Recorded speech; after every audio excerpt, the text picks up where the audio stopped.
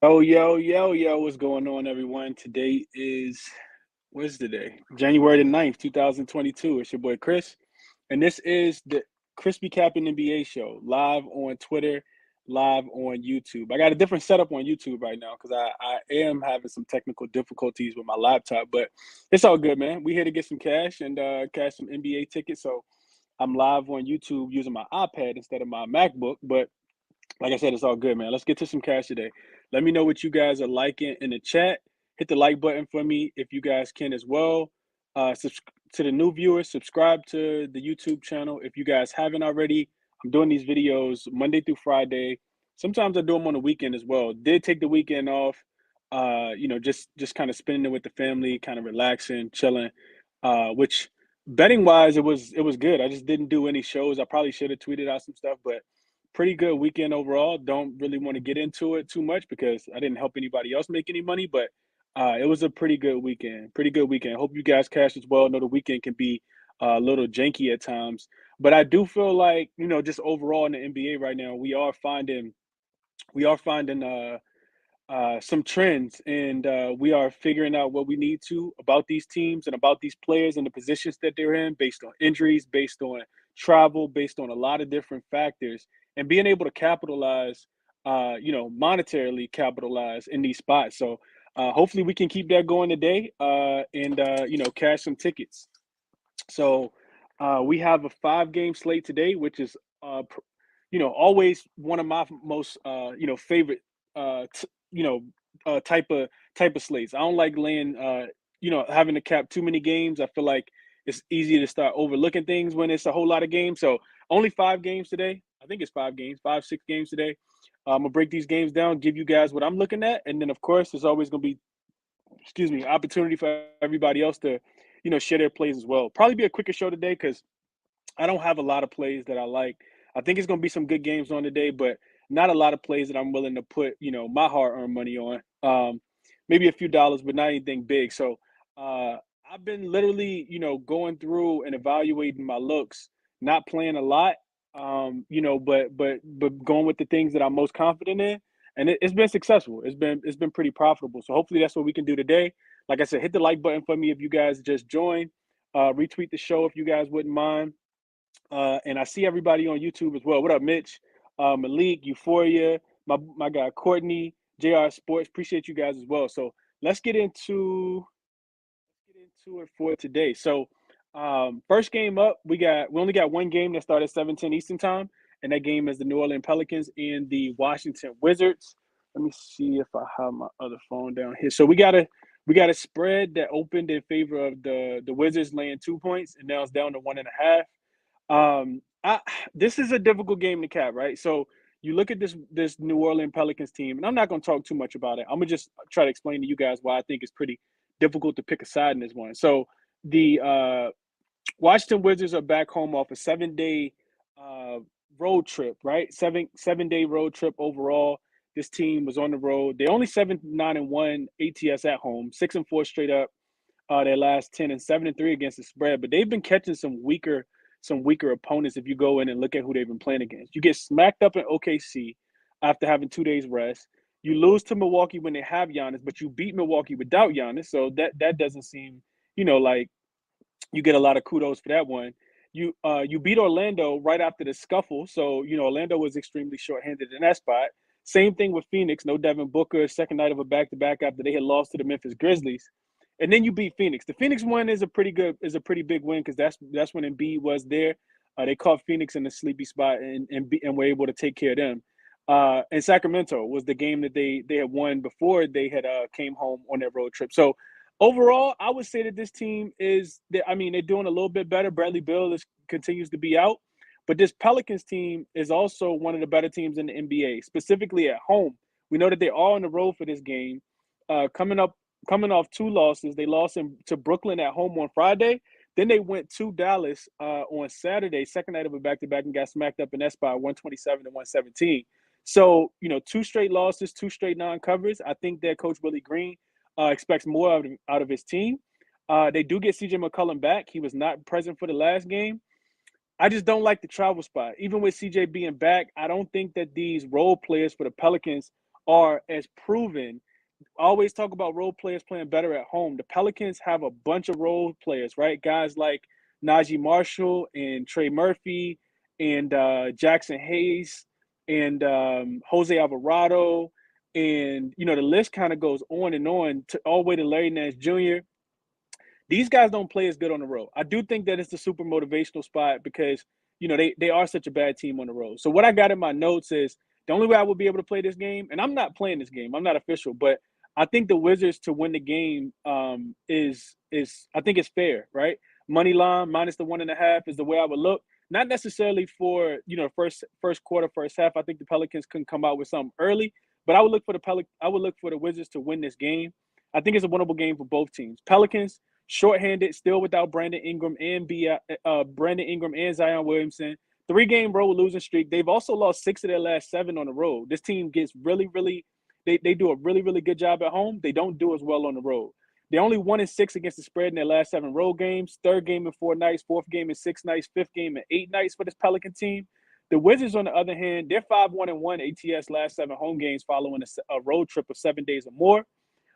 So I think the Wizards could be able to get the job done full game. Am I putting my money on it? No. Are the Wizards too sporadic for me? Absolutely. So not official play for me. I think the Pelicans come out with something early, but I do think the Wizards probably win this game with CJ, pretty much just being out there, not having a lot of help. The Wizards have won the last 5 games in DC, just FYI too. Take that for what it's worth. Looking at this game, one of the things I had written down in my notes, I actually wrote this down yesterday, didn't even get a chance to cap it, was looking at Valanciunas. This was a spot.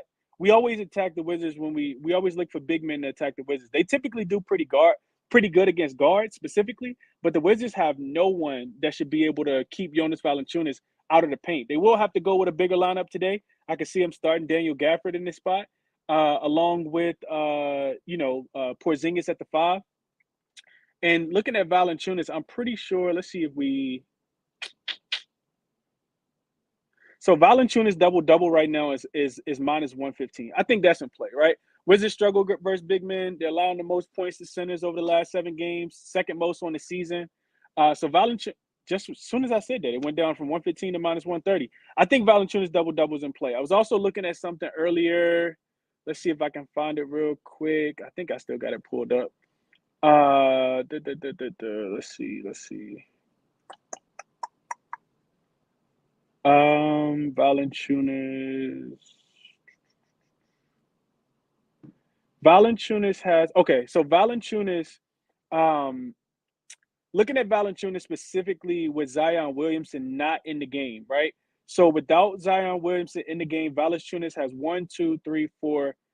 4 double-doubles in a row. 5 of his last 6 games, he's had a double-double. Those double-doubles came against the Mavericks in the last game, against the Nets, against the Rockets, against the Pacers. He missed it against the Thunder, only had 7 rebounds in that spot. Probably got played off the floor because the Pelicans, the Thunder don't have a big man like him. So pretty hard for him to be able to guard anybody out there. And then he got one against the Spurs as well. So I think that's a spot that's probably in play today. Valanciunas double-double. Not anything that I locked in, but I just had that written down in my notes from yesterday. And as I say that, it drops from 115 to 130 and minus 140 now. So if you like it, you might want to put that one in early. And that's all. I didn't really cap any other player props in this one. So looking at the next game, we have the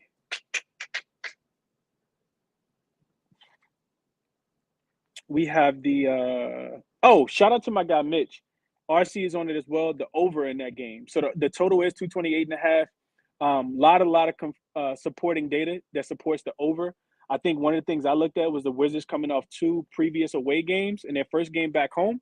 They are 5-0 to the over in that spot. The Pelicans don't play a lot of defense on the road, but they play a lot better defense at home. So I do think this is a game where they probably try to get out and run. The Wizards also score a lot more points at home as well. So I'd be looking towards the over, but I didn't play that one. Moving along to the 70. So we got 2 7:30 games Eastern time. The Bulls play the Boston Celtics. So Chicago will be traveling to Boston. We cashed on Chicago on Friday against the who did they play? They played against the 76ers, won that game outright in Philly. So I do think that this is a Bulls spot as far as being able to cover. It's Boston's first game back. The number to me seems a tad bit big. At 8.5, I'm not laying 8.5 with Boston. Boston hasn't really been covering spreads, but they have been winning games. They're only 4-6 ATS in their last 10. The Bulls hot right now, 7-2-1 or 8-2 ATS, depending on where you got the number in one of those games. This team is 7-3 straight up. And the thing that kind of makes me want to go back to the Bulls, just like I did on Friday, is this another game where they're an away underdog and it's a conference game, right? So the Bulls in this spot this year as an away dog in conference games are, let me pull my notes back up, 9-2-1 against the spread. That's a pretty good. What is that? Not what's 9 divided by 11 is what? 90, 90. I don't know. Y'all do the math. 9 divided by 11. It's a pretty good number if you just played them every single time as an away conference dog. 82%. 82% is what they are covering conference games. Now they're getting 8.5. The Bulls are also 3-0 ATS in their last versus the Celtics already this season with 2 outright wins. They also had a 4-point loss in Boston. So if they go in and lose by 4 today, you cover that number. Boston, it'll be their first game back after a 4-game road trip. They're 4-0 to the over after playing two road games and their first game back home. Marcus Smart got a little banged up in San Antonio on Saturday, left the game. He was listed as doubtful. He's already been ruled out. Boston is also 8-2 to the over when they're a home favorite and they have to win the games by 8 points or less, which is the pivot for me, right? So instead of taking Chicago, because one thing I will say about Chicago, their defense is absolutely atrocious. It's one of the things that almost made me vomit watching them on Friday night after I put my money on them in Philly. I mean, this team goes through lapses of the game where they just absolutely don't guard anybody. They can't guard the three. They let you shoot a lot of wide open 3-pointers. They also don't have no paint presence. Vucevic is barbecue chicken pretty much against anybody, but he is their only rebounder. So I think his rebounds are probably in play for this game as well. I didn't play it, but I do think his rebounds are probably in play. And my pivot to taking, Chicago plus the 8.5, which I feel like is a safe bet. The safer bet for me is Chicago Bulls team total over. The team total right now is 113.5, and that's what I'm playing. So what I was going back to with my notes is Boston. They are 8-2 to the over when they're home favorite, having to win the game by 8 points or less. 7 of their 10 opponents have gone over their team total in this spot. You also look at them traveling. I'm sorry. You also look at them at home in conference games. Boston scores a lot of points in this spot. They're 8-2 to the over full game when they're at home versus a conference opponent. 4 of their last 5 opponents have cleared their team total. So what I'm telling you guys is I think both teams score the ball. I think the over is in play for the full game. But if somebody is going to play a little bit of defense, I think that it's probably going to be nobody, which is why I like the Bulls team total over the 113.5. The Boston Celtics team total seems a tad bit too high, which is why, I think that, like I said, I think they cover the spread, and I also think that Chicago can keep this one close. So Chicago team total over 113.5. Bulls also 6-1 ATS playing on their last 6-1 last 7 playing on 1 day's rest. And the last 5 games, the Celtics have been relying a lot more on their offense. They're 11th ranked than their defense. They're only 24th ranked defensively last 5 games. So give me the team that's scoring the ball well, the team that's the away underdog in this spot, and the team that is playing against the team that's giving up a lot of points in general. So without Marcus Smart, that's also not going to help the offense. It's also not going to help the defense. Marcus Smart is a pretty solid defender for Boston. If you know, then you know. So give me Chicago team total over 113.5. Actually, my favorite play of the whole entire day. That's what I like the most out of the whole entire slate after capping the games. Moving along to the next game, we got the Bucks and the Knicks at Madison Square Garden. A lot of conflicting trends in this one. Bucks just got smoked at home on Friday night, so 2 days to kind of sit and ponder on that loss against the Charlotte Hornets. Charlotte Hornets pretty much knocked them out, as soon as out the gate. 50 points scored in the first quarter. Yeah, I think they had 82 at halftime. The Bucks never were in that game at all. This Knicks team, on the opposite hand, they've been balling. They got a win outright as a 4-point dog, 3.5-point dog on Friday night in Toronto. and they are 5-5 straight up and against the spread their last 5, getting a little bit healthier as well. We also have Drew Holiday back in this spot for the Bucks, and I don't think we have. Let me just check and make sure we don't have any other injury news. Nah, nothing else that's going to potentially affect this game. I think RJ Barrett is still going to be out. Chris Middleton, of course, is still out. For me, this game is conflicting on both sides, right? So we have the Bucks in this spot where they have not been doing well on the road, right? They don't do well on the road. This team is just 6-10-2 against the spread on the road this season, but they are 2-0 against the Knicks already, right? So that, to me, that's a tad bit conflicting.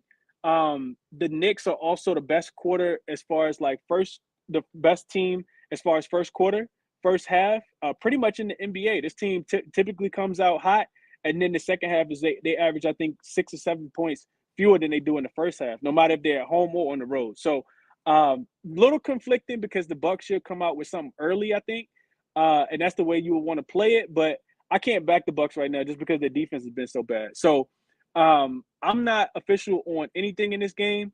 I do think I see my man Munoz in the chat. I do think that the player prop to go to in this one would be Giannis. This dude has been absolutely balling lately, and no matter if those other guys tend to show up or not, Giannis comes to play every single game, right? So a lot of I know I was bit by Brook Lopez one game, taking his threes in Chicago, thinking that he would be the guy that would step up against a poor 3-point defense in Chicago. Guys like Grayson Allen, Pat Connaughton, Javante Carter, even Drew Holiday. These guys have all been letdowns for Giannis. Giannis has literally had to put this team on his back. Him and Bobby Lopez. Him and Bobby Portis have been the only guys that have been performing consistently. So those are the two guys that I would look for as far as props. I wouldn't take Giannis assists just because none of the guys have been knocking down shots. We know that the Knicks typically defend the rim pretty well, but it's really hard to slow down Giannis. So the Bucks, this could be a game where, a lot of those 3-point shots start to fall because they haven't been falling recently, especially on the road specifically. Giannis, in his quotes, came out and said, the world isn't falling down, like everything is okay. Like these are my guys. I'm a ride for them. I know that we'll turn it around. He's not overreacting, but I do feel like Giannis, goes off. I think he goes crazy in this game. Typically does against the Knicks, loves to put on for the Bucks, specifically when they're at MSG. So I'd be looking towards Giannis props in this game, but like I said, nothing official for me on the spread or on the side. When the games that are won and it opened at the Knicks, actually catching points. I think they were catching 2.5. Now they moved all the way to a 1-point favorite. I do think that in a game like this, I could see it kind of going either way, and it really wouldn't surprise me if the Knicks got smacked in this spot because the Bucks wanted to come out and prove that they are a lot better than they recently performed at home on Friday night against Charlotte. That wouldn't surprise me. Also, if the Knicks decided they wanted to continue their dominance and, the Bucks players didn't show up on the road and they won the game, that wouldn't surprise me either. So I'm off a side in this one, but like I said, I think Giannis would probably be the best play. Drew, another thing I wanted to note real quick is Julius Randle has been playing out of his mind recently. He does not have a really good track record against the Bucks. Typically he's playing against undersized, weaker opponents that he can kind of bully, get to the rim and kind of get whatever it is that he wants. And he's a matchup nightmare because there's not a lot of guys that can match his speed off the dribble. So he can get to his spot pretty quickly. That's not the case with the Milwaukee Bucks. They have a lot of frontline defense. This team plays extremely hard. And I think that they, show something here in this game. So I would be off of Julius Randle props as well. And he could prove me wrong, but that'll be something that I have to live with. Moving along to the next game, we have the San Antonio Spurs and the Memphis Grizzlies. The Memphis Grizzlies are laying 12 points in this game and opened at 11. 7-3 last 10, 6-4 against the spread. The San Antonio Spurs roll into Memphis with Memphis playing on the second night of a back-to-back. They did beat Utah last night. Didn't cover, depending on where you got the line. I know they finished the game finished at they won the game by 5. The spread was about 5, depending on where you took it. They did the Memphis Grizzlies did open as 8-point favorites before Ja Morant and Steven Adams were ruled out yesterday. So we still have some manipulation of the injury report in this game. The San Antonio Spurs are coming off a really hard-fought loss in a game that they probably didn't want to win on Saturday night at home against the Boston Celtics. This team is 19-21 against the spread, only 7-11 ATS on the road, but 6-4 ATS in their last 10 games. So they've been playing harder. I think a couple things that kind of go hand in hand with the Spurs playing hard is Jeremy Socon being in the game. And the other thing that goes really, really well with the Spurs playing well is Jakob Poeltl being in the game. And both of those guys, I think, are in. Memphis, it is important to note that both of these two teams play again. I think it's on Wednesday. Memphis turns up at home, 13-5-1 ATS at home. And 7-3 last 10 straight up, 6-4 ATS last 10 as well. I can see this game going either way as well. One of the reasons why I really don't want to touch it. And when I say either way, I think San Antonio could come out here and play hard, or I could see, Memphis just coming out here and smacking them. I do think that it's important to wait till we get the injury news. Ja Morant still listed as questionable. Steven Adams still listed as questionable. They will impact the game in a really, really big way. Brandon Clark has already been ruled out. And on the other side, Josh Richardson is listed as questionable. Keldon Johnson is already out. Jakob Poeltl didn't play in the last game, I don't think. And, he didn't play in the last game, but he is probable with the Achilles injury. And Devin Vassell is also out, of course, as we know. So, all of the numbers for the Memphis Grizzlies are inflated. You look at this team, as far as, what their numbers are scoring-wise, I think the team totals up to 124.5 points, which seems crazy, but we know that Memphis can come out here and score the ball. I do think that number goes up if Steven Adams and Ja Morant are ruled in. But we've seen Memphis play well, in games without Ja Morant, of course. Also, this is Tyus Jones versus Trey Jones, the brothers. I think that's something to note as well, because if Ja Morant is ruled out, then Tyus will get the start, and Trey on the opposite side is the starting point guard for the San Antonio Spurs. So something to kind of keep in consideration there. If Steven Adams is ruled in, one thing I was looking at was taking Jakob Poeltl under his points and rebounds. I think it was 20.5. We know that the Grizzlies do a really good job of protecting the rim, protecting the paint, and I could see a world where Steven Adams comes back and really, really slows down Jakob Poeltl in this spot. They don't give up a lot of points in the paint in the first place. Steven Adams would be the only, him and Ja Morant would be the only guys in this game that are fresh and that are on the second night of a back-to-back. So I was looking at Jakob Poeltl under his points plus rebounds at 20.5. Nothing that I put in officially yet, because, like I said, this game is all kind of indicative of the injury news. So that's what I got for you guys there. And then we got two more games. So the Lakers and the Denver Nuggets. This one opened at Denver laying 9 points at home. I'm not betting against Denver at home. Really doesn't matter who they're playing against. This team is elite. They've beat the Boston Celtics. They beat the Memphis Grizzlies. They beat the Phoenix Suns. They beat the LA Clippers, all at home.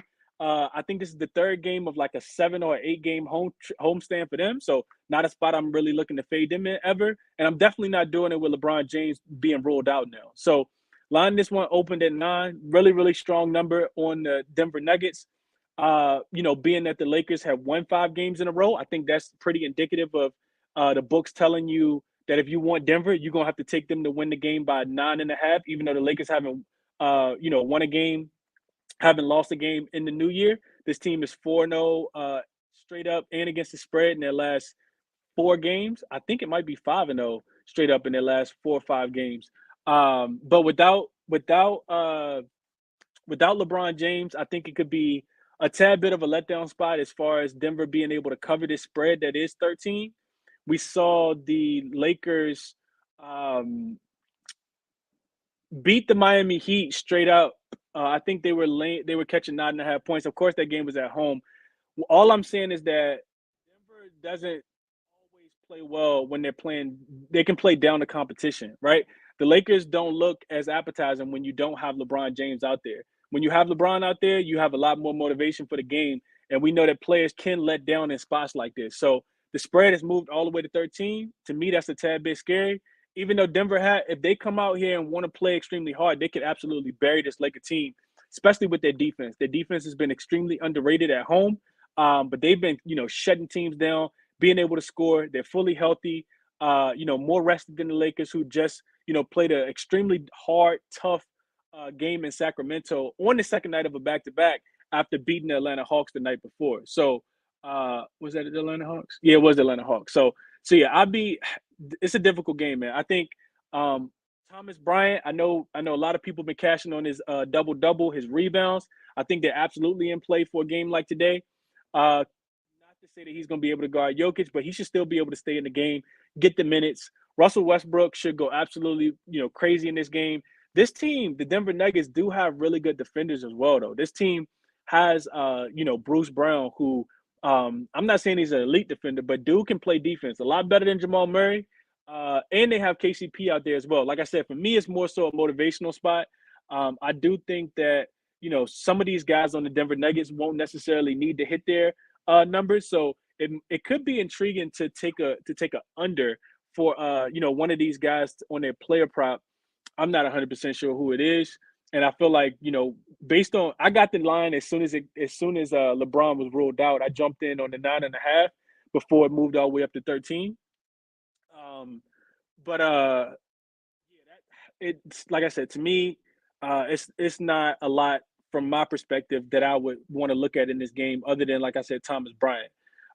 Double revenge game for Denver as well. I'm pretty sure they win this game by double digits. I just don't know if it's going to be by 13 or if it's going to be by 11 or if it's going to be by 19. Lakers also extremely shorthanded when you take out LeBron James, already having Troy Brown Jr. out, Austin Reeves is out, Lonnie Walker is out, Anthony Davis, of course, is out, even though he's supposed to be making a return here soon. So, that to me is not a lot of value. If I find something that I really, really like, maybe I'll share, but I'll probably start looking at tomorrow before I look back at this game again. And then the last game is a really, really interesting game. Orlando Magic gets the Sacramento Kings. So Sacramento comes into this game of 1 day's rest, still at home. I think this is their third game of of their homestand. This team got absolutely chewed out the other day after giving up 70 points in the paint. I forgot how many points that the Lakers scored, but it was a lot. This team is only 9-11 at home. Their defense has taken a major regression back towards the mean. They gave up 136 points to the Lakers the other day, and that was with LeBron. Russell Westbrook had a 20-15 game, 15 assists, only second player to do that in the history of the NBA coming off the bench. Thomas Bryant played well, and Dennis Schroeder actually played well in that game as well. This team has really, like I said, taken a step back defensively. Before they lost to the Lakers, they also lost to Atlanta, gave up 120 points in that spot. Barely beat Utah, gave them 115 on the road. And then, of course, they lost to Memphis, gave up 118. Utah 125, Denver 126. So this team has, I think Coach Brown has really, kind of called them out. The problem is they don't match up. In my estimation, not looking at stats at all, just looking at matchup, they don't match up well with this Orlando team. Orlando has one thing, when you think about the Kings, I think about being able to get whatever it is that you want inside, right? Sabonis is playing with one hand. They don't have a lot of guys that can play a lot of defense. They typically just outscore you. So that to me, that doesn't fit well with this Orlando team that has a lot of guys that can get in the paint, a lot of guys that can score the ball.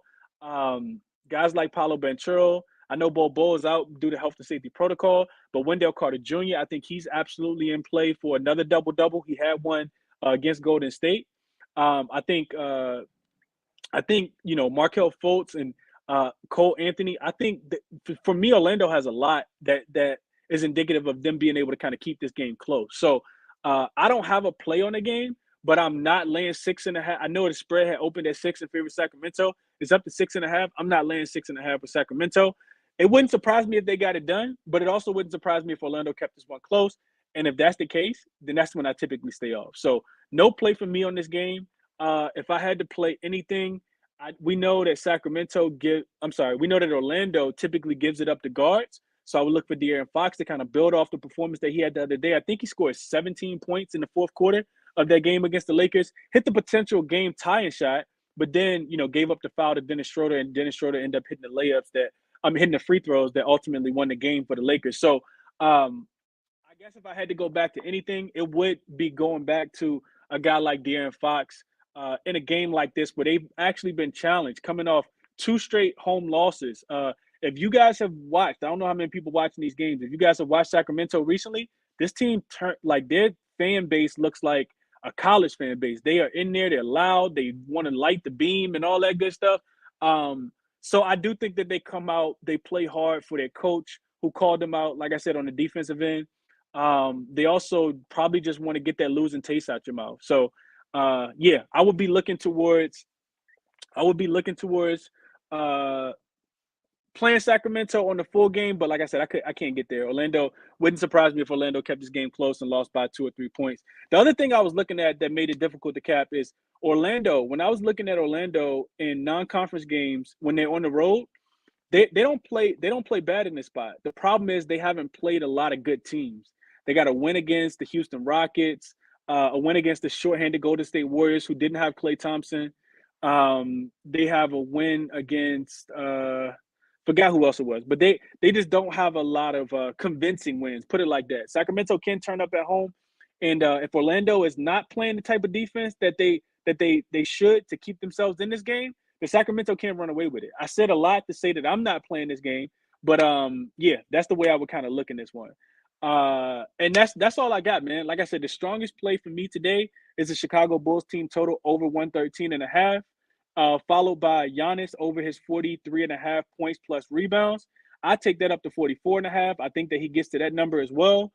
And then, like I said, I'm going to look towards the Jakob Poeltl under his points plus rebounds when I get the news about that game, about Steven Adams being rolled in. I don't like it as much without Steven Adams being rolled in. I also think that Thomas Bryant double-doubles in play. And Westbrook, could go out here and do whatever it is that he wants. Schroeder could go out here and do whatever it is that he wants, especially without having LeBron James. And the Lakers being extremely shorthanded. I'm not even sure if they have 10 guys to even put out there. I know Max Christie is probably getting called up from the G League to play in this game tonight without LeBron James. Lakers just don't have a lot of big bodies right now. Only 2 centers with Wendell Gabriel off the bench behind Thomas Bryant. So that's my kind of thoughts on today's games, man. If you guys have, anything that it is that you like, send me a request and I'll try to get to as many people as I possibly can. And hopefully we get some cash. Hit the like button for me if you guys can. Euphoria said he's on Fultz over his points. What up, Sam? Shout out to my guy, Sam. YBB said, what up, Si? Joe Chris said Westbrook PRA over. Yeah, I kind of talked about that. Markel said he's on MPJ threes. Michael Porter Jr. over his threes. Westbrook over PRAs and turnovers. I really like Westbrook over his turnovers because Denver has the ability to play really good defense at home, and Westbrook will have the ball in his hand probably more today than he has throughout the whole season. We only have 2 guards, Westbrook and Dennis Smith Jr. being the Lakers, and I say we because I'm a Laker fan. So I like Westbrook turnovers to go over. That's probably a good look by Steve in the chat. Let's see. Kid said, my guy Myron said, put the Spurs game on the 13th against the Dubs in your memory cap. Game is going to be at the Alamo Dome. Expect them to come out to play. Okay. Steve said, feel bad for Giannis. He is the only one on the team in championship mode. Middleton is always in the inferiority. Portis double 6 in a row. 2 in a row versus the Knicks, 15 and 25 games this year, plus 210 on FanDuel. I like it. Somebody's going to have to go down there and battle on the boards when Giannis goes out of the game. And we know that the Knicks are one of the better rebounding teams in the league with having guys like having 2 guys on their team that average double-digit rebounds in Mitchell Robinson and Julius Randle. So could not talk anybody off Bobby Portis double-double, especially if you can get it at plus 210. Especially if you can get it at plus 210. Thug and D said, Bulls definitely sneaky. Look, I took the DeRozan points. Could not talk you off of that. Paper Chaser, let's see, what else? Can't lay 8.5 with anyone who gave up 150 to OKC without Shea. Hey, that's a fact. That is a fact. I don't know what the motivation is for Boston in this one, man. I don't. I wish I could cap the motivation for Boston, but like I said, I am official on the team total over for the Chicago Bulls. That's my favorite play today. Besides I'm not gonna give you guys the lines that I got for the Lakers, of course, because that's already over. Fremont said, "What up, Chris? We got a feeling Bulls get smoked today. I don't know. I don't care if they get smoked, Fremont. As long as they score 114 points, that's all that matters to me. They could lose 142 to 114, lose the game by 28 points, and I'd be fine with it. I just need them to get to 114. Um, and I don't like backing the Celtics off the road trip. So that's what it was. Those were the things for me. So yeah, you guys got looks. Like I said, send me a request. I'm gonna get up as many people as I possibly can. Definitely want to get to my guy Stefan. I see him in the chat. I know he got some news on his Knicks today. But let me get Canadian Cam up, lockdown coming to you, and Bookie coming to you as well. What up, Cam? I'm good, bro. Great weekend. Great weekend, Cam. No complaints, bro. How about you? Good weekend, man. Made some money. I mean, I got a little greedy on Sunday. I was doing real nice. And I was like, oh, let me throw some more. My mistake there. I should have just ran with it. But regardless, still a really good weekend. The one thing I'm not gonna be probably beyond tomorrow. But everybody, please, Mason Plumlee versus the Raptors. Letters, his rebounds up. It's embarrassing now. It's embarrassing. Every center we played got like 18 rebounds in the last three. Yeah, I was on Nurkic yesterday, Cam, and I was actually scared. I was actually scared. I didn't even play his rebounds. I chickened out and took his double double. I mean, in cash, but still, he had 18 rebounds, and I'm like, what am I scared of? But yeah, I took the line all the way to 14, and I was like, I should have gotten 16. Just such a joke. Anyway, what I'm on right now tonight, a couple looks. One I really like, I'll just start with the one I like the most, is Fultz rebounds and assists. okay. Over 9.5, -115. This doesn't make any sense. 7 and 10, he's done it. Last 5 of 5, he's done it. Last 6 of 8, he's done it. I don't get it. Like, I don't understand. Like, I was looking at PRA because I hit that over the weekend. PRA is like -128. I was like, okay, let me just go look at points or rebounds and assists, and it was a better line. Clears. It's not like he just hits it; he clears it. Like he's clearing. He was only got like 10 once out of all those times. It's been like 13, 14, 15. So that's my favorite line for the night. With Markel Fultz over 9.5 rebounds plus assists. Um, it's mispriced, I think. The first game actually, New Orleans versus the Wizards. So I'm taking Najee Marshall because ever since he's started getting his minutes ramped up to around 30 plus, he's been clearing his points per out pretty easily, and it's at 15.5. So I like kind of jumping on it before it gets overinflated.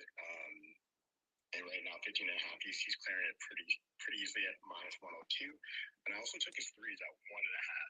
He doesn't hit a lot of threes, but Washington, you guys, I like to target teams who allow a lot of threes. Washington allows, it's interesting, they allow a high 3-point percentage. They don't allow a ton of threes, about 12 a game, but they give up a lot to the shooting guard position. So the shooting guard typically, and I went back and looked, typically hits 3+ on them. So whoever's guarding that position is leaving them open and letting him shoot it. So with Najee, I'm just hoping he gets a couple up and hits them at a high clip. So I took his threes over 1.5 plus 112, but I also took his points kind of as I think he's going to get either one of those, but I like him to get both, so I took both. And then I'm back to the well. Memphis, first half. I don't care. It's 7.5. That's a pretty big line. I'm taking it. They've cleared it the last like 4 or 5 games now against bad teams. The Magic are a bad team. Let's not kid ourselves. I get it. They're playing better, but they're a bad team. Memphis comes out heavy. They score big points against these teams. They let off against the Jazz actually in the last game, but they still cleared that easy. They cleared it easy against Charlotte. They cleared it easy the game before too. I can't remember what it was. So I'm just gonna keep going back to the wall until it doesn't work out. And then I got 2 leads. I'm still waiting for Brogdon to come up. Hold on. Got a question for you real quick. Before you came on that. So we know we're still waiting on the news of John Moran, Steven Adams. Would you for the person that's considering tailing you on the first half of Memphis, would you tell them to wait on the line and then they get a bigger line, or would you tell them to go ahead? It don't matter, just take it right now at 7.5. Take it now because if it gets too big, it does get into a kind of crazy zone. Right? If it gets like -10 or something, you don't really want to take any team to be up 10 in the first half. Right. Personally, I think Tyus Jones, Bane, So I'm not too stressed about and Clark. Like I think those guys are good enough for the first half. The same way we saw them kind of match up the Jazz, right? Like I think they're good enough, and I think the way they've been playing is a very they're just attacking teams. Like from the eye test, like I just kind of been watching them, and they're just attacking teams, basically going out there saying we're better than you. So it's kind of been an eye test for the last four games out, but it's they haven't let me down. Like just the way they're aggressive to start the game. They're aggressive on defense, they're aggressive on offense, they attack the rim. It's just the style of play that's made me find this trend. Just from watching the game. So I would say take it. If you're gonna tail it, I would take it. I'm upset I missed it at 6. It was at -6 and now I missed it. So I still took 7.5. Okay, got you. Okay, I just wanted to clarify that real quick. Okay, keep going, Ken. It's a good question because I saw it too and I was looking at it and I'm like, do I really want to wait? And then I'm watching. I mean, obviously it could easily not hit, but then I'm watching the game and I'm sitting there being like should just 7.5, right? Instead of just missing. If I took him at 10, thinking John Moran or something's going to make that big of a difference. Right. Okay. And then so that's it. And then I got 2 leads. I'm waiting for Brogdon threes to come out on FanDuel because I've noticed something. This is the betting habit that I have when I play multiple books. I had like a 16-4 week, but all my losses were on the same book. So I've been like trying to play just like one book for a bit, just to be like, all right, just to mitigate losing them all. But anyway, I'm waiting for his line to come out on FanDuel for threes, Malcolm Brogdon, because Chicago's horrendous. You covered Chicago's deficiencies on defense and covering the 3-point line. Typically, they give up more of their threes to the bench unit, though. So I was taking a deeper look at it. The starters have been not putting up as many as the bench unit, and Malcolm Brogdon has been lighting it up from 3, pretty high percentage. He's doing well there, so I think he's the right play. I also don't hate Jason Tatum over 3.5 just because it's +140 right now, and Chicago sucks at getting the 3-point line. So those are my 2 leans in that game, and I kind of lean Sacramento to cover the full game, but I got to look at that deeper, and if I like it, I'll post it later. Nice. Okay, appreciate the looks, Ken. I hope you cash them, bro. You too, homie. Take care. Yes, sir. You too. Let me kick it to Lockdown. Lockdown, what's going on? Steph, I'm coming to you next. What up, Lockdown? I'm good, bro. I'm good. What's going on with you, man? Just trying to get back into the NBA now that the NFL is kind of winding down. I mean, we still got plenty of playoffs, obviously, but get back into it. I've been spending a lot of time building models, and I'm still working on that. But I got to get some defense in tonight. I found a prop that I really like, and that's basically Wendell Carter Jr. turnover prop. 155 for 2, so I paired it with Georgia money line for just some cross NCAA action. You know, the SEC teams, they tend to win these things. Let's face it. It's going to be tough to repeat, but it also gives us some rooting action for the college football championship. So it gives us even money. And the Wendell Carter prop, like I really like. He has basically the 3rd highest usage when you consider a minimum of minutes. And he's been hitting this, particularly in away games. Like he's 7 of 9 on the season for 2 turnovers in away games. Sacramento is actually the 6th ranked in turnovers to centers. They've actually been top 2 the last 7 games. And Wendell also has like the last 2 times he's played Sacramento, he's had 4 turnovers each time. So if you think, particularly, probably my favorite stat around this, and I know we always talk about travel with 1-day rests and like travel days and stuff like that. Like he is 5 of 6 in away games with 1-day rest. So he clearly does not handle like the travel with a 1-day rest travel day kind of thing so far in the season. So I really like that spot. It's 2 turnovers for a guy that's still going to get some usage, even if he goes for the double-double. I really like Sacramento to cause some problems for him, especially at their home court. So. Okay. Hey, I like that. I appreciate you, bro. That's the originality that you bring to the community is always refreshing, bro. It's always good to hear, like the different looks. I bet you nobody in the world is on that prop today. So I appreciate you sharing that, bro. It's always fun. I mean, I pay attention to a lot of, you hear a lot of stories, especially about gamblers back in the day, and they always made a lot of money by looking where no one else was. So that's definitely one of the reasons why I tend to It's fun to look where no one else is looking. You can get lines that don't move as quick, which is nice. Also, you kind of root for different aspects of the game. So yeah. Yeah, absolutely, man. Okay, all right, cool. Appreciate that lockdown. Let me kick it to Stephen. Stephen, what up, man? Hey man, doing great. How are you? I'm good, bro. I'm good, man. Made some money with your guys the other day. Bet the first half plus the 1.5 on Friday. Took Julius Randle over his points plus rebounds. So I'm cool. I'm cool right now, Stephen. What's going on with you, man? Hey, your boy Randall been on a tear. Tonight, it scares me how much I like him this game. Like, for one, Randall's just been a different dude this year. And he does this weird thing, like whenever there's a superstar or an all-star on another team, like an Embiid or Luka, he just comes out like a lunatic. So first off, if you have prospects, they had this first half at PRA at 20.5. Now, it is a bad matchup if you look at historically what he does versus the Bucks. I'm just banking on this is a new Randall. He's covered at 14 of the last 16. I just think he's at home. He had a couple days off, 2 years. I think he's going to smack that. But every time I come up on here, you trust the Knicks to be the Knicks. And I don't know what the Knicks did to Brook Lopez. They used to see him all the time when he was on the Nets. But if you look at Brook Lopez since he joined the Bucks and played the Knicks, he's blocked at least 2 shots in 10 of the last 11 matchups. So it's 135. It's juiced up. But I'm just going to trust the Knicks to be the Knicks. And continuing on that, I'm going to trust Bobby Portis of ex-Knicks with 2 threes at 160. Because I think, for one, someone's got to step up. And I'm even going to go to the 3 threes at 600 because Tibbs plays this stupid drop coverage, which I've been telling everybody will listen. That's why Niang went crazy. That's why any big who can shoot a 3, Jabari Smith on the freaking Rockets went crazy because we play this stupid drop coverage when teams pick and roll and the 4 is always wide open on the wing. And just to round it out, just to finish up, throw a lot out there. The rebounds is just too obvious, which is why it scares me for Portis. I think his 8, his 10, his 12. Because the Knicks are a good rebounding team. But when the second unit gets in there, it's weird. Like Isaiah Hartenstein, he's marshmallows, he's so, and the interior is wide open. Everything Bobby Portis.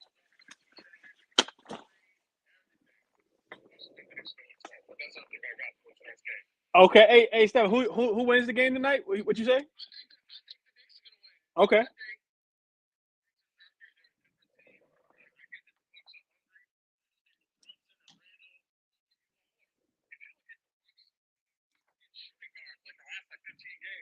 The 2 guard on the other team is probably going to hit 3 threes. So I took quickly at plus money for 3 threes because he's streaky. Like Monty Williams compared to Jamal Crawford, and it's true. Because like when he's hot, he'll hit 5. And when he's off, maybe he hit the couple early. Bucks give it up to the 2 guard. Like I took him for 3. So I got all that going on tonight. So hopefully it goes well. I like it. I hope you cash all of it, bro. Hope it find all the way to cash, bro. I appreciate your insight and your look on your Knicks, bro. Absolutely. Same to you, bro. Same to you. Let me kick it to Bookie real quick. Then Vaughn. Then I'm coming to Finesse. What up, Bookie? Yo, what up? I got a couple of unders I like today. Back running the unders. So first one I like is Kuzma. I've actually capped him, I think, 3 times this season without Beal. I've hit all 3 times. But I'm alting this one up a little bit because I really like New Orleans in this match too. So I'm going to take Kuzma under 25.5, and New Orleans plus 7.5. I got that at minus 121 earlier in the day. Kuzma, he's under this number 20 and 21. With Rui, Denny, and Kristaps all playing, averaging just 17.5 points. In 16 games without Bradley Beal playing, Kuzma's under in 13 and 16 with overs versus Dallas with no Kristaps, and then Miami and the Clippers with no Rui and the Warriors with no Denny. The Wizards starting KP and Gafford pushes Kuzma to the 3, which means he likely sees Herb Jones, maybe a little bit of Najee and Trey Murphy. So a negative matchup as opposed to being at the 4 maybe. Over the last 30 days, Pelicans allowed the 10th least point per game to small forwards. The reason I like New Orleans, I just think they're like obviously a really deep team. And then Pelicans are 5 and 3 without Zion and Ingram, with losses versus Brooklyn, Dallas, and then Phoenix with Chris Paul and Aiden playing. And then since December, the Wizards are just 3 and 7 without Beal. Obviously, New Orleans is such a much deeper team. I really like them tonight, straight up on the spread too. Another play I really like, obviously, Julius Randle under tonight. Just the track record versus the Bucks not great, especially seeing the Giannis matchup. Seeing that 26.5 number is just way too high for me. I really like the 37.5 points and rebounds, and then the PRA too. Hold on 1 second. And then another play I really like today, DeRozan. I saw a lot of people on Zach LaVine, but I just like DeRozan a little bit more today. The matchup, it just seems way better for him. Boston top 7 in both field goal attempts and field goal percentage in the mid-range this season. They're also bottom 17 percentile in the NBA against the ISO, and DeRozan's actually top 10 in terms of possession, ISO possessions this season. And Boston over the last 30 days is allowing the 5th most points to small forwards in 3 games this season. He's at 25, 28, and 42. I just think it's a great matchup. Obviously, you said Boston's defense has just not been great lately. So those are the 3 plays I really like today. Okay. Best of luck, Bookie. Hope you cash all of them, bro. Appreciate it. Absolutely. Kick it to Vaughn, then Finesse, and then my guy Dream up as well. What up, Vaughn? Yo, what's good, bro? I can't call it, Vaughn. Been a minute, bro. How you been? Good, man. Laying low. Trying to find some new ways to get some old money. I hear that. What you got for us today? What you looking at? So what I've been playing over the last couple weeks, I've been playing bounce back spots, and them shit's been cashing. So the other night, I was able to listen in. Finesse was on Boston, I think first quarter and first half. After they gave up 150 to the Thunder, I've been doing the same thing with spreads, player props as well.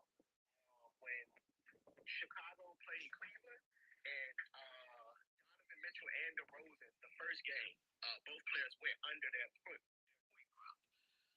The next night, of course, Mitchell hit 71. DeRozan hit like 45. So I've just been playing bounce back spots. This shit is cashing. I'm hitting at like a 78% rate so far this season. So I'm going back to that. I'm going with the Bucks first quarter. After getting embarrassed to Charlotte the other night, I want a full unit on the first quarter. A lot of trends in their direction after coming off a loss like that over the last 3 or 4 years. Seeing Ronald run a couple trends that I was already on, which I like. Listen to Jay and Sharp. They was on a couple of the trends that I had already ran. So I love that Bucks first quarter. That's my favorite player tonight. Threw a couple units on that. My second play is a player prop. I'm going with Wendell Carter rebounds. Sacramento, last 10 games, struggling at home to rebound the ball. So I went on that. I don't got my notes in front of me. But like Wendell Carter, I got it at 8.5 for like -120 early this morning. Those are the only 2 things I'm on pretty heavy tonight. Didn't like a lot on this slate. That's all I'm on, bro. Those 2. First quarter for Milwaukee. Wendell Carter rebounds. Got to lean to Milwaukee first half, but the Knicks been playing pretty good over the last week or 2 in the first half, covering spreads. I know they didn't cover the other night against the Spurs because I took it. I think it was at 4.5 or 5.5. Ended up catching that one on the hook. So just first quarter for the Bucks for me. And Giannis rebounds as well. Yeah. I like the looks, Vaughn, especially the Giannis rebounds, the Wendell Carter Jr.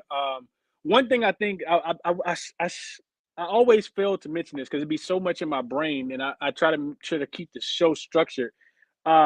Last year, I gave out a lot more first quarter spreads than I've given out this year. And I've still been playing them, just playing them personal. And I've been losing. I'm glad I ain't been giving them out, right? Because it's been really difficult to cap these teams' motivation, at the start of the game. One thing I want to say to anybody that's playing first quarters, if you're playing a spread and you have access to be able to watch that game, hopefully you guys are watching the games and you're not just putting it in. If you guys have access to watch the game and you see the team that you bet on come out slow, typically they don't turn that around in the first quarter. Prime example, yesterday I placed the Timberwolves first quarter and I played the Timberwolves first half as soon as I saw Anthony Edwards in. The Timberwolves were 5-0 in the first quarter, in the first half, road, way, everything, right?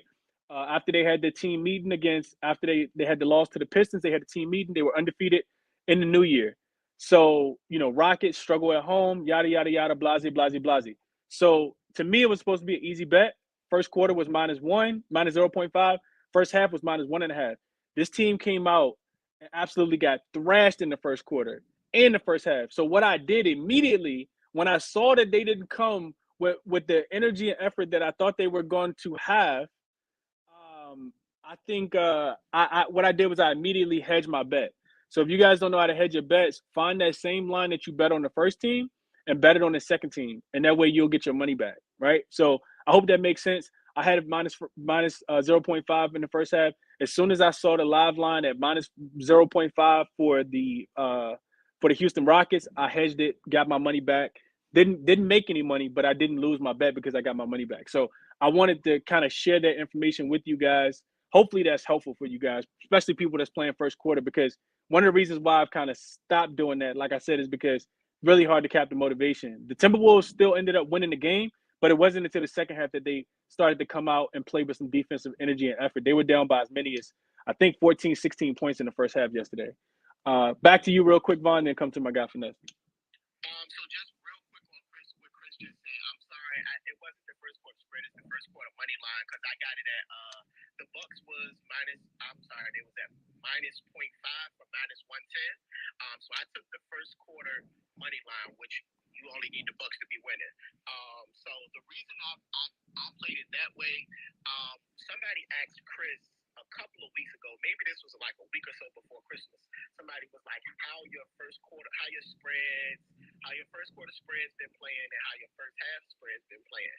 And I remember you talking about it. You was like, I can't seem to find a good rhythm because it's hard to cap the motivation.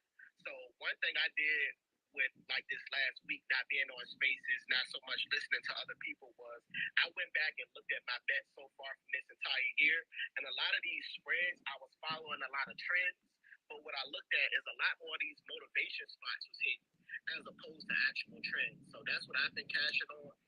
So I'm gonna continue to play it that way until I can, I'll probably just continue to play it that way, period. Because we always looking to cap motivation, and I think in that first quarter, you're looking for somebody just to come out motivated as opposed to an actual trend of them scoring 27 and a half the last 4 games. So I've been playing a lot more motivation spots first quarter, first half, as opposed to just trying to find the right trend. And it was Chauncey Billups that talked about it a couple of days ago. He was like, teams that come out in the first quarter winning the game, they've been winning the first quarter, they've been winning the full game. So I've been kind of trying to pay attention to that too. So if I can find a good line on that, but like you said, a good way to do that is to hedge your bets as well. But that's all I have, man. I feel like I didn't talk too long. But good looking, bro. I appreciate everything. Absolutely, Vaughn. Other thing I want to mention real quick is that what you said is true, Vaughn. Like most of these teams are playing well in the first quarter, and that translates to the full game. Not every single time, but the one that's opposite of that right now. I don't know how many people paying attention to this team. The Indiana Pacers lose every first quarter all over again. They lose the first quarter again. They come back at halftime. They lose the third quarter, and then they come back and win the fourth quarter. If you go back and check their box scores, I've watched their last like 5 games, and they've done it every single time except they ended up losing the game to Philly, but they've come back and won every single game at home over their last 4 or 5 games. Tyrese Halliburton takes over. Buddy Hield. Yesterday was Miles Turner who got the key block. This team plays extremely well in the fourth quarter. Probably got the highest offensive rating and probably one of the best defensive ratings because they always find themselves in a jam. So that's something to kind of watch as well. But let me kick it to my guy Finesse real quick because I know we kind of sidetracked it. Just things I wanted to share, and then I'm coming to Dream. What up, Finesse? What's good, bro? How you doing? I'm good, bro. What's going on with you? Chilling, bro. I started off the same way I started off the other day. Shout out DeMar Hamlin out the hospital back in Buffalo. So Yes, sir. A true fucking warrior. So hopefully we keep getting good news, and could have been a lot worse. So shout out to him. Absolutely. I'm glad you said that, bro. I always forget it when I first started the show. I need to write it down in my notes. But yeah, I mean, the battle everything that he's had to overcome, like, it's crazy, you know? So yeah, we're just keeping it there. But yeah. Shouts out to him, his family, continuing to pray for him, all that good stuff, man. Yes, sir. Absolutely. Yeah. Not much I like today. I think there's a ton of potential, but as always, looking to find our spots. Let me get to it. So first thing, I like you mentioned it earlier. All over Russ, we got amazing COB on this play. I got it at 32.5 PRAs. This was before the LeBron news. I was kind of expecting as a late addition to the injury report that he'd be out. Still like it if you can get it like 34.5, 35.5. Still like it there. Obviously, no Reeves, Walter LeBron, or Brown Jr. tonight. This creates a clear path for us to hit the ceiling in terms of production and minutes, which is obviously most important. Russ has covered this line in 3 straight games, averaging nearly 40 PRA in those games. We talked about the minutes. If he plays 33 plus minutes, he's almost a lock to get over this line. He's covered this line in 5 straight in all 5 games this season, playing 33 plus minutes, averaging 38 PRAs, and in 10 straight games, playing 33 plus minutes, averaging close to 40 PRA. This season without LeBron, who's obviously going to take a majority of the shots and cover a majority of the usage. Russ is averaging 20 points per game on 17 shots, nearly 7 free throw attempts per game, 8.5 rebounds per game, and over 10 assists per game, which puts us way over this 32.5 line. Also, just a great matchup versus Denver, allowing the 5th most points, 2nd most assists to point guards over the last 15 games. Denver's 24th in opponent points in the paint over the last 7 games, which obviously plays right into Russ's game. And in that same 7-game span, Denver also ranks 27th in assists allowed. Russ has played Denver a bunch in his career. Over his last 17 games versus Denver, he's averaging 23 points per game, over 9 assists, and over 9 rebounds per game. He's totaling close to 42 PRA. In that span, he's hit this PRA line in 3 straight versus Denver as a member of the Lakers, and has recorded a triple-double in 3 of his last 6 versus Denver. I'm sprinkling the triple-double. I'm not giving it out because the odds plummeted. I think it's only like plus 450, which is not good enough for me to give it out. I am playing it personally, though. I think he has a great chance to get there. You also started off the show talking about Big JV. I like this double-double. As you said, the odds kind of shot up. I decided to play in a little bit of a safer way. I took JV 14 plus points and 8 plus rebounds. He's covered his points line in 2 of his last 3 games. He's coming off a 25-point effort his last time out. He's covered his rebound line in 16 of his last 20 games, including 4 straight and 4 of his last 6 road games. Obviously, no BI, no Zion tonight. JV has covered his points line in 5 of 7 games this season. Without that duo, averaging 17 points per game, 10 of his last 13 road games without the duo, and he's covered his rebound line in 4 straight games, over 12 rebounds per game, and 10 of his last 13 road games without that duo. Another great matchup versus the Wiz, as you said earlier, who struggle to defend bigs, struggling to paint. They're allowing the most points per game and nearly 15 rebounds per game to centers over the last 15 games. Washington is also bottom 10 in opponent offensive boards per game and points in the paint allowed, which I think with JB leading his team in offensive rebounds per game, averaging nearly 3 per game, this should lead to offensive boards and easy buckets for JB, which we love. He's taken full advantage of this matchup historically, averaging 22 points per game and over 13 rebounds per game over his last 3 versus Washington. He's also covered this point and rebound line in all 3 games, specifically versus Daniel Gafford in his career, averaging 23 points per game and 11 rebounds per game in those games. So those are 2 officials. I got a late start. I haven't looked at the late game. I should have some action in the Sacramento Magic game. I was waiting for Tom Boyd's rebound prop to drop. It's 7.5. I kind of like it. Obviously, his minutes are still capped. He's still averaging double-digit rebound chances, playing just over 21 minutes per game since coming back. But I think I'm going to pivot to Horford. He's a guy that's still averaging double-digit rebound chances per game over his last 10 games. I like his rebounds and assists at 8.5. His assist take a spike. His assist spike without Marcus Smart. I mean, the hit rate is just, hold on, let me get a few. His hit rate is amazing without Marcus Smart. This 8.5 number, 3 or 4 games this year without Smart, he's hit that, averaging 10.5. RA in that span. He's hit this in 13 of his last 17 without Smart. And when he hits, he's flying over. He's getting 14 plus and in a majority of those games. So last game without Marcus Smart, he had 4 assists. There's a guy he can cover, he can cover that 8.5 line with just his rebounds. In 3 of his last 6 without Marcus Smart, he has 11 plus rebounds by himself. So I think the 8.5 line is a gift. It's really good odds. Haven't locked it in. It's 99% chance I will. So Russ over 32.5 PRA. Big JB, 14 plus points and 8 plus rebounds. And 99% I'll be official on Al Horford over 8.5 rebounds and assists. Got it. Okay, I'm writing that down, Finesse. That sound too good to be true. For the new people, I get new followers when I do these spaces all the time. New people kind of joining the community all the time. If you guys want access to plays and great analysis like that, shoot me a DM. I'll send you guys for the new people or anybody that wants to join. Shoot you guys the link for the chalkboard community that myself, Finesse, Ronald Cobain, and Ski Profit kind of co-host. So we drop plays in there all the time. Just let me know. Shoot me a DM. Shoot Finesse the DM, and we'll get you guys the link to that play as well.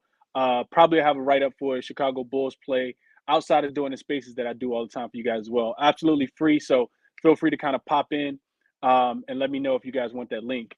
Appreciate Finesse. You guys heard the analysis around the play. If it hit, then it's supposed to, and if it don't, then it's still supposed to. So analysis was great. Appreciate you, Finesse, as always. Let me kick it to Dream. What up, Dream? What's the vibes, my guy? What up, Dream? I'm good, bro. How you doing? Yesterday, Melo really pissed me off, fouling out so quick in like 24 minutes. I played his threes live at plus money.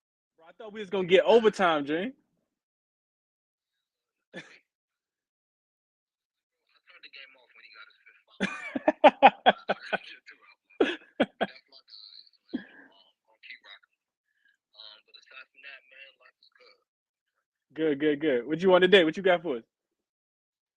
3 plays, man. The first one, predictable. Paolo Banchero, 21.5, 22.5 is fine. Points ladder is also in play. Just a dream matchup against the Kings. Anytime you're going against the Kings and you like lead your team in shot attempts, or you're the best offensive player in your team, however you want to look at it, it's a really good matchup. It's going to be up and down pace. And Paolo already played them. He played them on November 5th, so this is kind of a little before he got his rookie legs under him, and after he's gone through his little downturn of having some bad games. He had 33, 16, and 4 when he played Sacramento before. So I love the spot for Paolo, and I couldn't play that fast enough when I seen it. So when his points in the ladder is a good idea. Wendell Carter, I heard a couple people talking about him. I love his rebounds over 8.5. I got it at DraftKings, but it should be 8.5 everywhere. So he's got 30 minutes. Last 3 games, he's got 30 minutes. He's had 10 rebounds, 17 rebounds, 13 rebounds. He's had a double-double in 2 out of those 3 games. And again, this is a matchup that's high pace. I know Sabonis is a really good rebounder, but he gives up rebounds as well on the other side of the floor. And it's just a fast-paced, projected pace. If he gets his 30-plus minutes, I love him to get that. And I actually laddered his rebounds as well. So I'm on that. And my last play is Dennis Schroeder over 18.5. It's 19.5 at FanDuel. It's 18.5 at DraftKings. Same juice pretty much. 115. Every time LeBron is out, I play Schroeder. I ladder his points. Like he hit plus 725 points like back to back times without LeBron, if I'm not mistaken. But I know I've cashed a plus 725 point ladder with Schroeder twice recently. So I'm just going back to the well. He's averaging 13 points a game as it is with LeBron. Obviously, the big dog is out. Got a couple other players out. I think, will lead us in usage. If not usage, he'll lead us. Well, I say as Lakers fan, he will lead the Lakers. He will lead the Lakers fans and He'll lead the Lakers in shot attempts, I believe. And Russ is one of my favorite players of all time. I've noticed him and Schroeder have a really good chemistry. Russ likes to try to get get a lot of his quick assists off the fast break, giving it to Schroeder on like a dribble handoff type thing. So, or not even a dribble handoff, he just push it up to him. So I love Schroeder over his 18.5 points. His last 3 games, he's had 27, 21, and 32. So he's gone over this easily his last 3 games, and Brown been playing. I love him. I laddered his points just 25. I got plus 280. I didn't play the 30. I may get there, but I ain't played the 30. So those are my 3 plays. The last little flyer I want to mention is somebody talked about Najee Marshall. I played him to score 25 points at plus 900. I just looked at FanDuel was up to plus 1,000. So just something I think is worth sprinkling. Whoever was talking about Najee been right on it. He been flying over that 15.5. And if he hit a few threes, he can get 25 points. So that's what I'm on. Okay. I like the looks. I was on Najee on Saturday. Shout out to my guy Mitch. I know he was on him as well. Took Najee over his I think he was at 24.5 points, rebounds, and assists. It was a sweat, but he ended up getting a layup last night, last minute that kind of that cashed it for us and hit the free throw as well. So couldn't talk you off, Najee. They extremely shorthanded again today, and Najee a dog. I look at a lot of guys on that team, Dream, and I see guys that can only score the ball in one way, right? Guys like Trey Murphy, he really just gonna shoot. He can get to the rim, but he's not that aggressive. Najee really a dog, you know what I mean? And they don't have a lot of paint protection, so couldn't talk you off the Najee play at all, Dream. Like that look a lot. One thing I found real quick, this is interesting. So looking at that game, Dream, when you start talking about Westbrook, I just kind of want to throw this out real quick. I know we're running out of time, but I see Patrick Beverley points at 15.5. That number seems really, really high to me. So while you were talking, Dream, I went back and looked. So Patrick Beverley has played in, it looks like, 8 games this year without LeBron James, and he hasn't scored double-digit points one time. The highest he scored is 9, and and I know the Lakers have a lot of injuries. Like I totally understand that, but he has not scored double digits one time. So the other thing I did was I just looked at his game log in general since he's joined the Lakers. The Lakers have played real quick. Let me do some quick math real quick. The Lakers have played they're 19-21. So they played 40 games this year. So in it's 15.5 minus 130, Finesse, right now. For just his points, he's so Finesse since the 9th. I'm on stat views as far as I can go back. Since the 9th of November, this dude has played probably about 25 games. He has not even touched that number yet. These are the things that I'd be looking at and why I spend so much time capping stuff that I probably shouldn't even. But like that, to me, that's absolutely ridiculous for his points to be sitting at 15.5. I'm on FanDuel right now, bro. Oh, I'm tripping. I'm on the player combos. My fault. Throw the whole conversation off. I'm like, yo, what? Hold on. What is going on? What is going on here? My fault, bro. I totally messed that one up. Let's see. So that was player combos. I think I want to say that was everything because Dream mentioned his points, rebounds, and assists. You did too, Finesse, for Westbrook. So that's what I thought I was looking at. But let's see. 14. Right. You mentioned.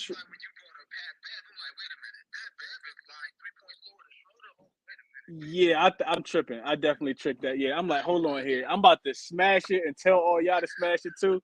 Yeah. Don't mind me with that one. All right, so getting back to this, Patrick Beverley points. You said just 7.5. So I'm looking at. All right, that makes sense. That makes a lot more sense. Even though I still think he go under his PRA at 15 because he ain't been playing that either. Let me just check real quick. Let me check one more thing real quick. Without LeBron, let's see, 7, 8, 12, 13, only 13, only 12, only 6, only 7, only 9, only 11, only 11, only, yeah. I think Patrick Beverley under his points, rebounds, and assists still in play. 14.5. He ain't got it since he joined the Lakers without LeBron. So just like small, quick things that you can find, man. I love being able to try to cap this stuff, honestly. What up, Vaughn?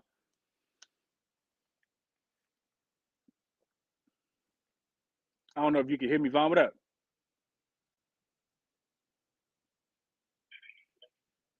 Oh shit, my bad. You heard me good? Yeah, you good? Hey, what you got a question for you. What's your philosophy on weekends?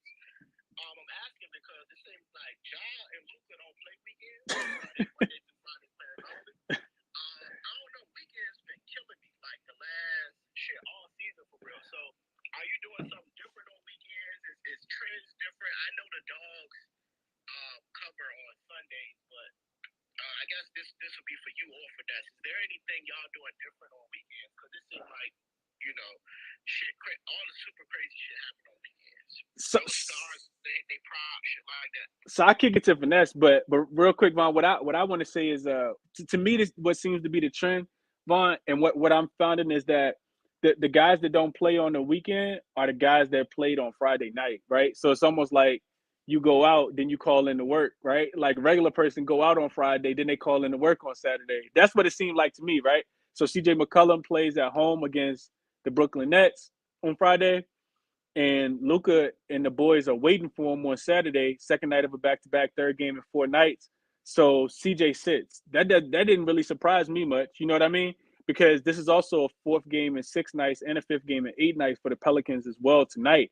So giving him that day of rest to me kind of makes sense. And I think that's the trend, right? So looking at the schedule on Friday, you go ahead and look ahead to whoever they play on Saturday. And if the other team is, rested, and it's a game that you think they're gonna get up for, then that's an easy way to kind of get on some earlier lines. And a lot of the times when you see those big numbers, you just got to lay the juice, right? Like if you see the Mavs at home laying 6.5, 7 points, and you know that they don't typically cover those spreads, you still just take it because the other team kind of forfeited the game. I also think teams just kind of forfeiting games on the weekend as well.